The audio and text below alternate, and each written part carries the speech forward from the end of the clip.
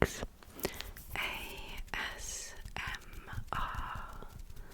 and relaxation.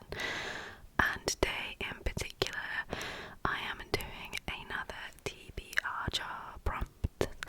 Pick my August reading list. So I did this last month for the first time, and I think it was pretty successful. Definitely a fun video to film, and I did read of the 5 books that we picked. I finished 4 of them. So we're going to be doing it again, and just see what happens.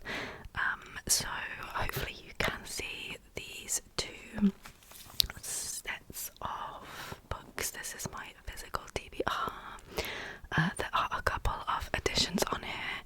I guess this is one of the, not drawbacks, but one of the things about filming these monthly is you will actually get to see just how many books I buy, because even though sometimes I do whole videos, I definitely don't show you every book I buy in a haul, so I kind of have to be a bit more like honest about the problematic book buying.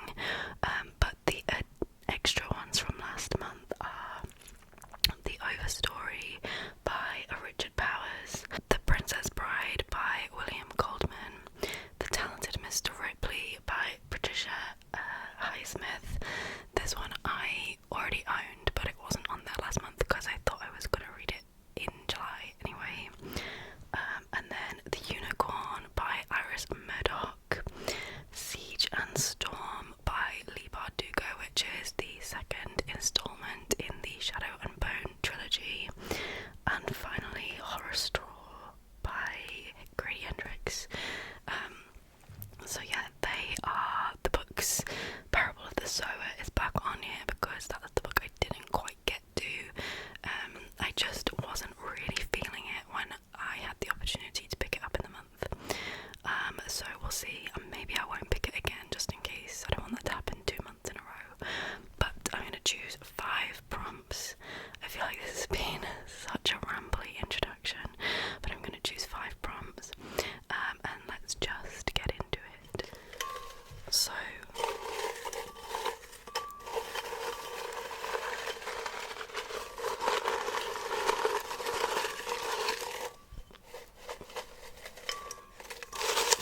let's pick out some.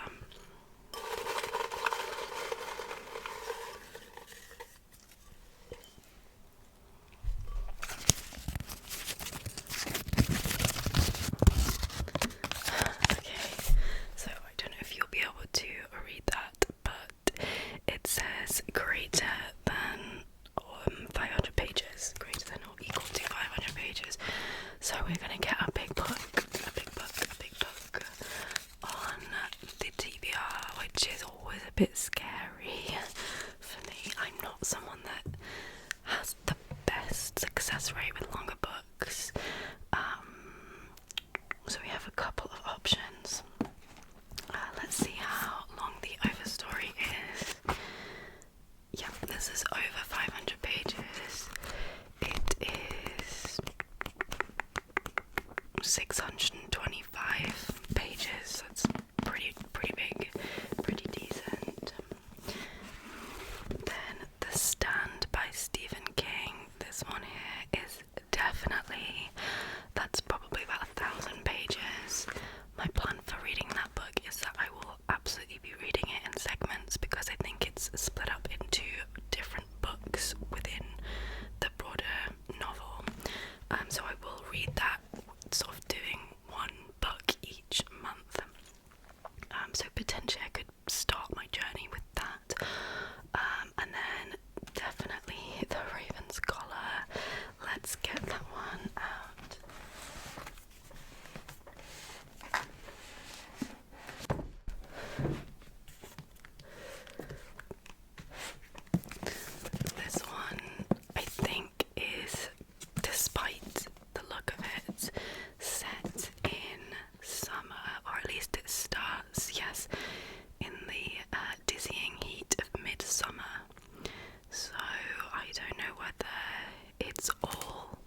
summer based. I honestly think this gives fall, autumn vibes. But maybe I should pick this up. I've had it for about a year now, and it's definitely over 500. How many pages? 643. 643. So these two are actually fairly similar in terms of length. Maybe I should bite the bullet and choose this, and then we can hopefully get some other books on the TBR that are much shorter to balance it out. But yeah, okay, let's go with The Raven Scholar by Antonia Hodgson. I'll give this a bit of a read. Part of me is also picking this so I don't have to put it at the bottom of that stack again. After 24 years on the throne, it is time for Bersan the Brusque, Emperor of Oran, to bring his reign to an end. In the dizzying heat of midsummer, 7 contenders will compete to replace him. Trained rival monasteries, each contender is inspired by a sacred animal: fox, raven, tiger, ox, bear, monkey, and hound. An 8th, the dragon proxy, will be revealed once the trials have begun. 8 exceptional warriors, thinkers, strategists, the best of the best. But then one of them is murdered. It falls to the brilliant but idiosyncratic Nima Kra to investigate. But as she hunts for a killer, darker forces are gathering. If Nima succeeds, she could win the throne whether she wants it or not.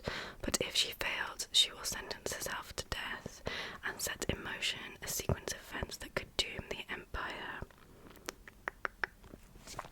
So kind of like a fantasy mystery vibe, which I think does sound really good. I don't know if this is standalone or a series. I really hope it's standalone, because I have way too many series already on the go. But yeah, that is the first book hitting RTBR. Let's put the overstory back and tidy with it go.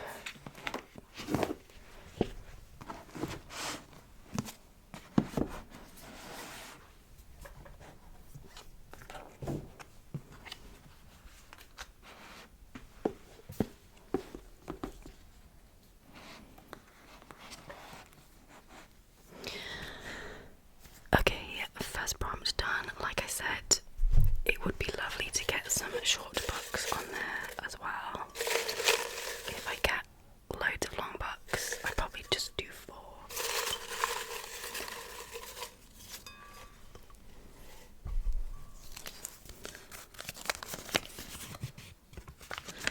Okay, we have a book with a nature-themed cover. The camera is so far away. I don't think this is ever going to focus today. Okay, let's have a look at some short books. So, this is a short story by Jane Austen, and the cover has lots of flowers and plants on it. So this absolutely would do the trick. What might be some other options? Blackwater the War, that is definitely not nature themed. Of course, the overstory definitely is, but I am not going anywhere near that now.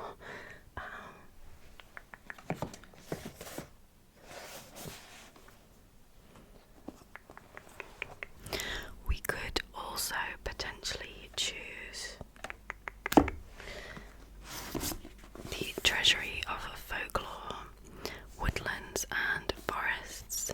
This is definitely meeting the prompt nature themed cover because we have the woodlands and some mushrooms and some animals. It's definitely giving nature scenic vibes. And although this isn't like super short, I think it would be fairly fast to read. And this is essentially just a compendium of different legends and folklore from across the world that are somehow to woodlands and forests. So although I was looking for a short book, I feel like I actually want to read this a little bit more, so we're gonna pick this as our second book. This is by D.D. Cheney and Willow Winsham.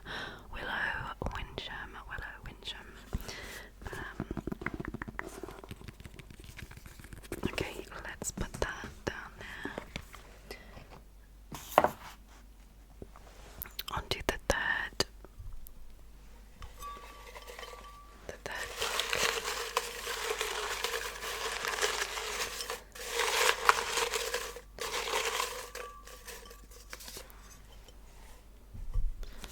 And this prompt is a title with greater than or equal to 4 words.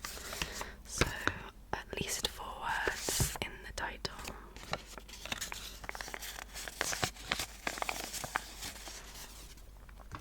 Okay, we do have a few options, but not too many. When We Were Birds would absolutely do it. The Talented Mr. Ripley. My Name is Lucy Barton. Assistant to the Villain. Killers of the Flower Moon.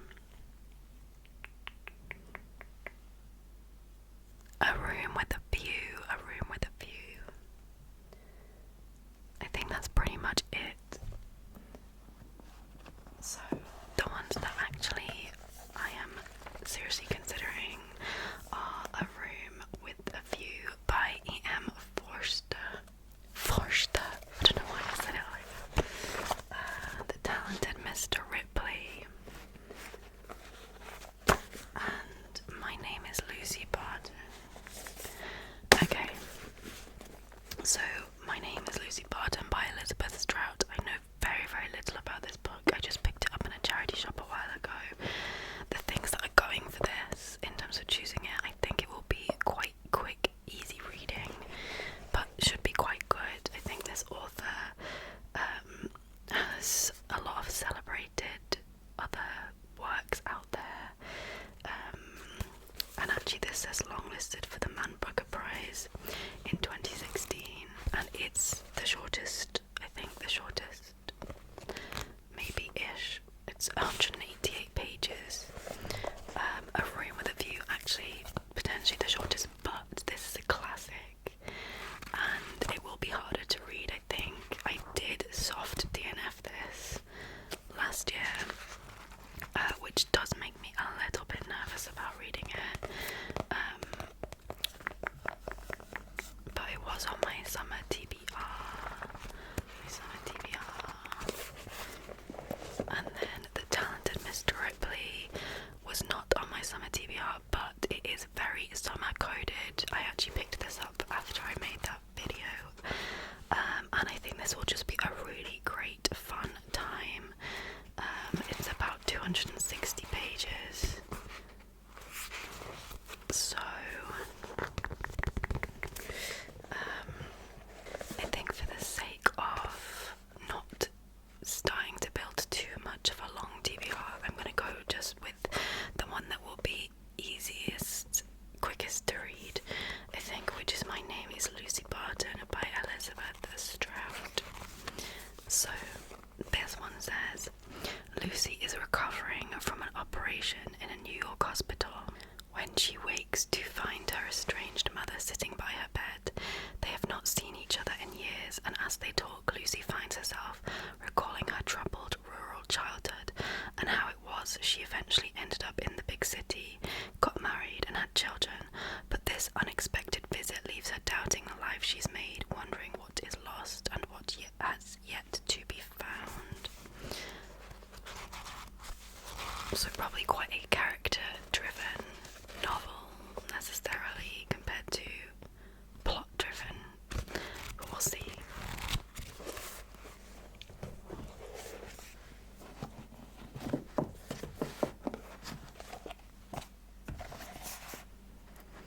Okay, prompt number four.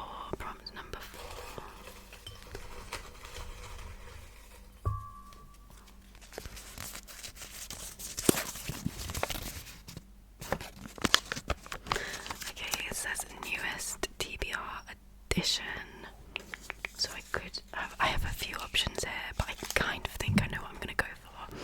As I just said, Siege and Storm, Horror Store, The Overstory, The Princess Bride, and The Unicorn. These are all books that I just bought recently. In fact, technically, I did buy Siege and Storm and Horror Store a little bit later, even because I got them online versus in person shopping. Anyway, point being, I'm gonna go for Horror Store by Grady Hendrix, which is something that I was kind of hoping to get on the TBR. I have been intrigued to read this for quite a long time, and as you can see, this is quite a unique book in terms of its formatting and presentation. So this is kind of supposed to mimic an IKEA kind of catalogue. So, each chapter starts with kind of like a type of furniture. There are some other specification, well, gosh knows what that's about, but there are some kind of tables of specifications that I flicked through and saw. IKEA. So yeah, it's kind of a bit experimental, I think, in terms of like the formatting and presentation. But it's gonna be, I feel like it's gonna be a fun, slightly maybe cheesy horror. I think that's what I come to associate with Grady Hendrix. And I have kind of got into the tradition of always reading a Grady Hendrix book every summer, so that would be nice to continue that. So this says, something strange is happening at the Orsk Furniture Superstore in Cleveland, Ohio.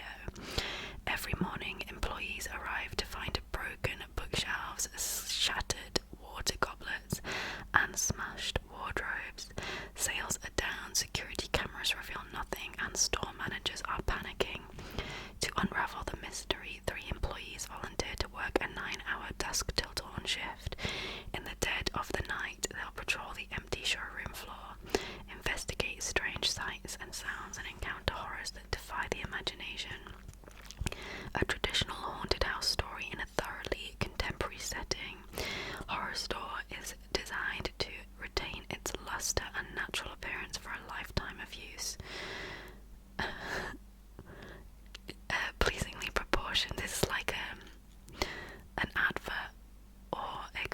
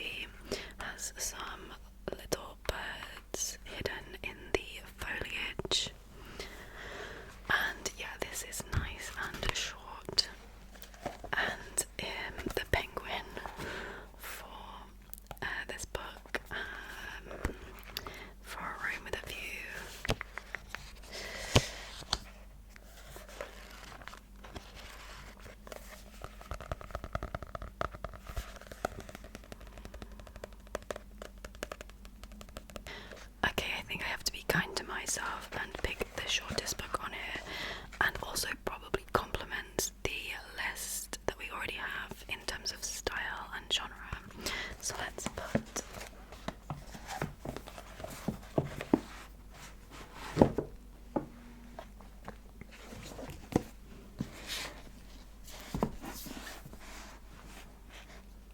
okay, let's read the back on this one.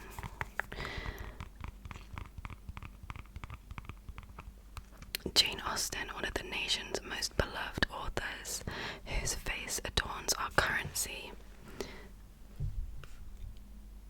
surely needs no introduction, but while many are familiar with her groundbreaking novels, few have come across her unfinished novella, Catherine or The Bower. I didn't actually know that this was unfinished, and if I'd have read that, maybe I wouldn't have bought this book, because I kind of have quite strong feelings on reading things that were published after the author had already died, that they maybe wouldn't have actually wanted us to be reading. But anyway, I do own it now, so that's that, I guess. So it was written when Austen was only 17. Catherine or The Bower is a short but important work that shows the writer's preoccupation, changing from short burlesques to the satirical novels which her name is so inextricably linked with. This edition also contains the wickedly funny The Beautiful Cassandra, a very short novel in 12 chapters that maps out a parody of the melodramatic novels of Austen's day, in many ways the prototype for the legacy she left behind. So yeah, interested to see what the style shift is between this and her longer novels, and I do really love Jane Austen. All of her books are fantastic that I've read, and I did want to read all of her backlist. It is just, I am a little bit disappointed in finding out that this was unfinished, but let's see anyway. I might do a little bit of digging around to see if I can find out a little bit more about this. But anyway, yeah, that is our final pick for the August TBR. Let's do a quick recap on the books that I have chosen. So first of all, we picked The Raven Scholar by Antonia Hodgson for a book that is at least 500 pages. And then for a book with nature on the cover, I picked The Treasury of Folklore, Woodlands and Forests. For a title that was at least 4 words long, we have My Name is Lucy Barton by Elizabeth Strout. The newest addition to my TBR is Horror Store by Grady Hendrix. And finally, a book with animals on the cover, I chose Catherine or The Bower by Jane Austen. So yeah, this does actually look